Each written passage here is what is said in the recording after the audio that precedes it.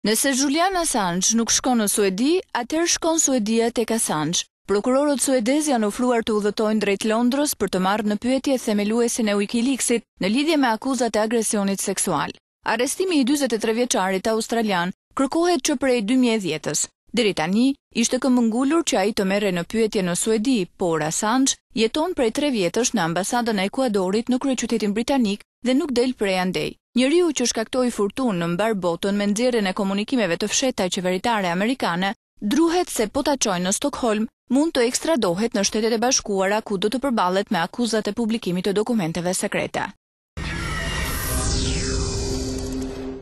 Mes tensioneve të reja në Gadishull, Korea e Veriut lëshoi në det si paralajmërim 7 raketa Hawker. Episodi vjen në ditën e fundit të stërvitjes së përbashkët ushtarake të Shteteve të Bashkuara dhe Koresë së Jugut. Eventi i përvitshëm, të cilin Pyongyang e përshkruan si prova gjenerale për pushtim, ka sjellë gjithmonë tendosje të situatës mes dy Koreve. Kundërshtinë e tij ndaj manovrave, vendi komunist e tregoi edhe në çeljen e stërvitjes këtë fillim muaji kur lëshoi 2 raketa balistike me rreze të shkurtër veprimi.